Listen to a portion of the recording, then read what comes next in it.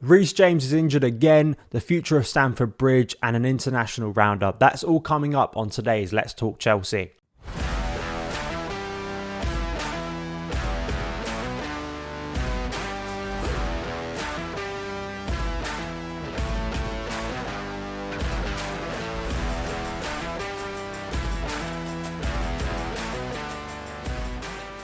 Hello there guys, what is going on? Daniel Childs back here again for another show. Hope you are doing well and keeping safe on this Wednesday. A couple days now till Chelsea return against Arsenal at Stamford Bridge. A big game, and obviously going to have some preview content coming up regarding that fixture.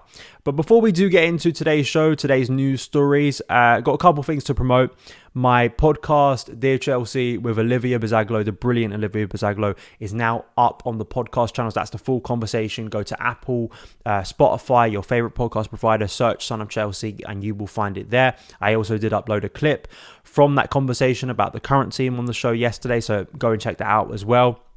And secondly, I also do want to promote something that isn't related to my channel, but I think is absolutely worth talking about, and hopefully you guys will support it, and that is the brand new The Gaffer magazine. This is the very first edition, issue 1, and as you can see, if you're watching on YouTube right now, it is about Jose Mourinho, Chelsea's greatest ever manager. And reason I wanted to promote this, I think it's wonderful to see independent media, whether that's podcasts, YouTube, or magazines like this, be created. Gives an opportunity to independent voices to get their work out there. Some of the writers I know quite well who have contributed to this piece, and I think you absolutely should be supporting it because I think it's interesting, and it's also so well made, like quality wise. I think you get a lot for £10. Really, you get some wonderful, you get so much content, and wonderful things about Jose Mourinho, about his time at Chelsea.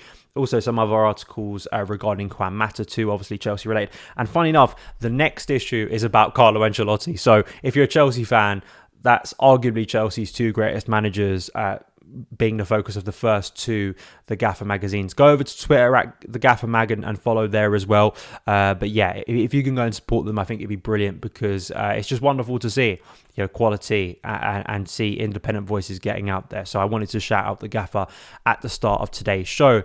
But let's get into it. So, Reece James. As first reported by Nathan Gissing, Reece James underwent a scan which was deemed fine after sustaining an injury in training over 10 days ago. He is now training alone and a doubt to face Arsenal on Saturday. Carney Chukwuemeka has been suffering with knee pain again. This was after it had been reported by The Athletic at the start of this week that James would be back. James hasn't played a single minute since going off in the second half of the opening game against Liverpool over 2 months ago. Am I overly shocked by this development? No, because this is a player who consistently has injury setbacks, and it's a difficult conversation and it's a sad one, right? Because this is such a wonderful talent, and I want to make it clear that Reece James is a wonderful talent, and I shouldn't have to make that clear right at the start and what I think about Reece James, but a bit like the things that happened when I talked about N'Golo Kante's injury problems last year, people got very angry and for some reason couldn't comprehend the idea that I simultaneously thought that N'Golo Kante was one of the greatest players Chelsea ever had and quite clearly could make a huge difference to Chelsea's midfield if he played. Understanding the reality of his injury issues and why that's just a fundamental problem. Availability is a player's greatest strength,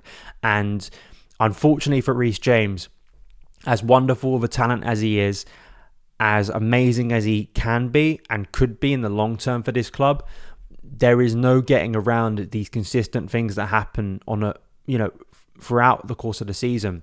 And whether it's the case with this specific injury, he has to get surgery, and that means he's out for a longer period of time, or whether even with surgery, his body unfortunately just cannot handle elite football, which I pray isn't the reality in the long term, and I hope this is just a series of maybe bad luck, maybe his body adapting. I hope obviously it's the former rather than the latter in that scenario of the long term. There has to be an understanding of that availability and that value being important in the long term, and there is a flaw in handing the captaincy not only to one player who's injury prone, but also two with Ben Chilwell, who's now out to December. And, we talk about players like Conor Gallagher, who's currently got the armband, who is there 9 times out of 10. People got very angry again when I talked at the back end of last season that I felt that based on the evidence that we'd seen over recent years, that a player like Mason Mount was more valuable to Chelsea than Reece James. That isn't looking at both of those players and saying talent-wise who's the better player.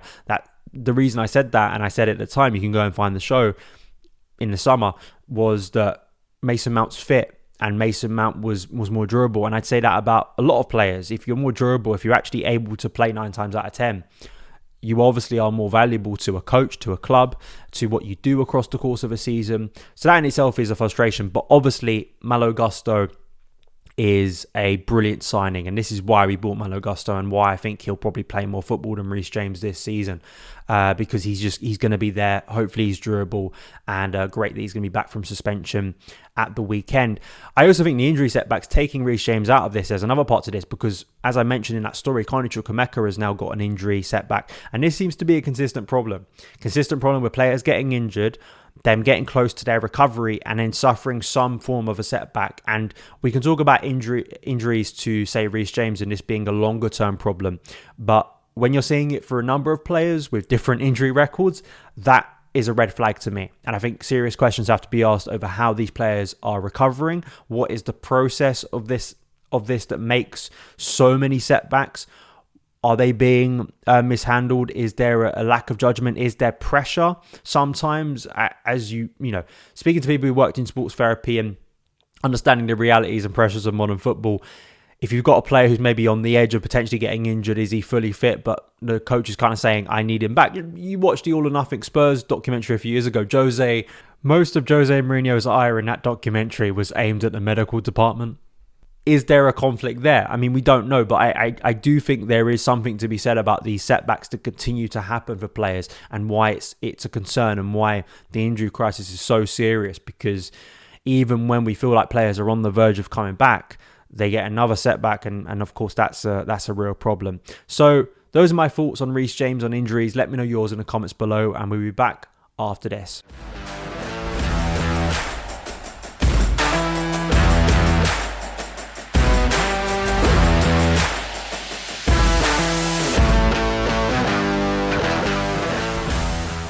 So, second story is around Stamford Bridge. Matt Law reporting that Chelsea could still leave Stamford Bridge despite £80 million land deal. As reported in The Telegraph, Chief Executive Chris Jurasek is believed to be particularly interested in further exploring the idea of Chelsea leaving their traditional home, and this month announced the appointment of a new Chief Operating Officer, Jason Gannon, who worked as a Managing Director of SoFi Stadium in California. No final decision has been made by co-owners Baydad Iqbali and Todd Bowley, and the working options of staying at Stamford Bridge and rebuilding the current ground, and moving to a new site and building a new stadium remain open. He goes on to report that following a consultation period, Stoll, the veterans housing provider, has agreed to sell the majority of the 1.2 acre site next to Stamford Bridge to Chelsea. So I'll show you the graph now on screen regarding where this site is that Chelsea have bought from Stoll. For those listening, it is the property to the left of the Britannia Gate entrance when you walk in, basically across from the West Stand. Not entirely sure what the site's going to be used for. Matt Law has spoke about this extensively on the London is Blue podcast. I'd suggest go and listen to that because he gave some information, but it's still kind of unclear. But of course, it's regarding the potential redevelopment of Stamford Bridge. And SoFi Stadium, on the graphic, I've got some AI stuff that people have done regarding the future of Chelsea. SoFi Stadium is highly impressive. It's one of the more impressive stadiums in America. WrestleMania was there this year. I can't believe I'm saying this on a Son of Chelsea video, but Taylor Swift was actually there. So you know that massive concert that's happening that's in cinemas right now that I may have gone to see because I've got a girlfriend who's a massive Taylor Swift fan. And if for some reason I've got a Swiftie contingent in my audience, which is probably down to like one, I do want to say that also showed the stadium in good light. So it's a very impressive stadium. Very modern. It's got this kind of round screen at the top of it that really makes it stand out. So, you know, in America, their stadiums are so huge, they're so big, and surprise, surprise, we have American ownership who would like to take inspiration from those designs. It's something that we've gone over and over again with the stadium. I've done enough episodes on this to give you my thoughts on the future of Stamford Bridge. That's kind of not the point I want to drill down on today. I actually want to take some opinions from people that I found on X, formerly known as Twitter, regarding the CPO, the Chelsea pitch owner situation, because I've stressed this before. If you are concerned about the future of Stamford Bridge, either way, if you want to have a say in the future of Stamford Bridge, either way, it's important that you buy a share in the CPO so then you can have a say, an actual tangible say in what happens with Chelsea and their home, whether it's somewhere else or whether we stay at Stamford Bridge for the long term. And I want to pick up these three opinions because I think it speaks to the disingenuous nature of maybe online debate, the bad faith takes that I see around Stamford Bridge that have a go at the current stadium, that talk about it in such a demeaning way, or just, demean supporters who do go to the ground on a regular basis. Because I think it hits the nail on the head for me of why there's a lot of takes I don't take that seriously. Because if you care deeply about Chelsea and Stamford Bridge, it's a very easy gesture to buy a share and actually put yourself forward, because the CPO is not like, there's no barrier of entry. Like, you don't have to be a season ticket holder. You don't have to live in the UK to be a CPO shareholder. Anyone across the world, anyone watching this show who's a Chelsea fan, who cares about the future of Chelsea, who wants to have a say in that, can become a CPO member and buy a share. So it's not like, I say, it's not a barrier to entry. It's not discriminatory against any form of Chelsea fan, wherever you are in the world. So Pete Crowford tweeted this: I find it fascinating that the most unrealistic and most vocal viewpoints regarding the redevelopment new build stadium are coming from those who are the most unlikely to ever visit it. Ramsey then said, if every Chelsea fan on Twitter who complains about the CPO influence had bought a share, the debt would be paid off by now. But funnily, 99% don't seem that bothered. Chris Izzet then says, as it stands, around 14,000 shareholders have the right to vote on any proposal affecting the future of Stamford Bridge. Anyone else who wants to have a real influence on what happens should buy a share on the CFC website. Click fans, click CPO, click buy a share.